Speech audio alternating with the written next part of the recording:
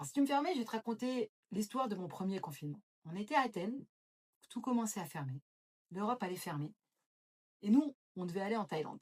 J'ai fait une voyance qui m'a montré qu'on n'arriverait pas en Thaïlande, qu'on ferait un aller-retour.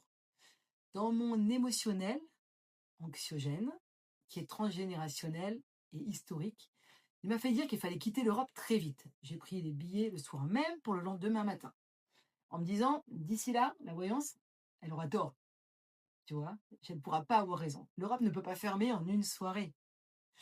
Et quand je dis nous, c'est moi, mes enfants, mon conjoint. Donc on était quatre. On arrive à l'aéroport, à Athènes, et on se retrouve le matin, donc on ne pouvait plus partir, comme je l'avais vu. Parce qu'ils n'acceptaient plus les passeports français. On devait passer par Singapour, et Singapour n'acceptait plus les passeports français. Donc on serait retrouvé bloqué à l'aéroport de Singapour. Ma grande fille, elle a commencé à avoir une angoisse là-bas. Parce que l'aéroport, elle était un peu vide, c'était très anxiogène. Les gens se couraient dans tous les sens. La réponse qu'on nous donnait, c'était mais il faut rentrer chez vous. Et ça pouvait lui mettre un petit peu l'angoisse. C'est normal, en fait. C'est quelqu'un de sensible. Donc, on s'est installé à l'aéroport. Pendant que tout le monde paniquait et rentrait chez soi, nous, on s'est installé. On ne savait pas où aller, de toute manière. Donc, on a pris un café. Puis, on est resté à l'aéroport de Athènes pendant plus de 6 heures, d'ailleurs, à discuter avec une famille de Français, avec deux enfants aussi, qui voyageaient, qui ne savaient pas quoi faire. Et en discutant avec eux au fur et à mesure, d'abord, on n'était pas du tout anxieux. On était très rassurés, extrêmement sereins. Et puis, on s'est rendu compte qu'il y avait un moment où on rêvait d'aller, mon conjoint et moi, à Santorini, Santorin en français. On a décidé donc, en regardant Booking, moi je regarde sur mon téléphone, on a trouvé une location pour 7 jours, et alors pas cher du tout, évidemment, puisque ça fermait. Et on a trouvé un vol qui partait 2 heures plus tard. Puis on s'est décidé, on s'est dit autant en profiter, on part à Santorini. La location elle est pas chère, alors que normalement c'est une île qui est très chère.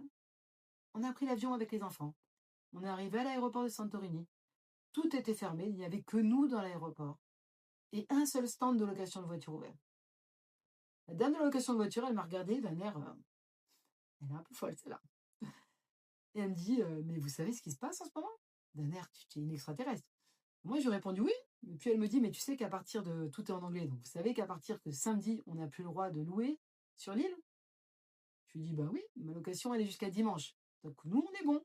Dans ma tête, c'était tellement évident. Et j'étais tellement sereine qu'une fois que l'île serait fermée, le dimanche, la dame qui nous louait ne pourrait pas nous mettre à la rue. Ne pourrait pas nous mettre dehors, on ne pourrait même plus sortir de l'île.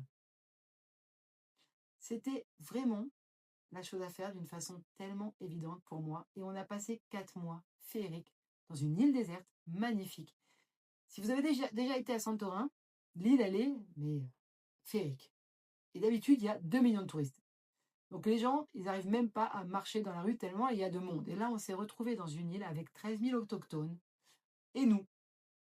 Et au bout de 3 mois, on nous disait ah, c'est vous les Français, mais vous faites partie de la maison maintenant, vous pouvez rester.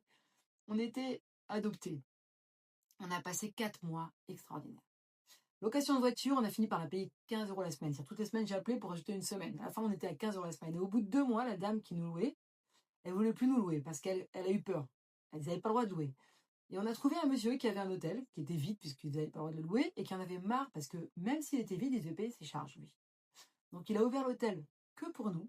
La piscine était vide, il a mis la piscine que pour nous. Et on a vécu 4 mois de rêve. Et ce qu'on a vécu à ce moment-là, il est impossible à revivre aujourd'hui.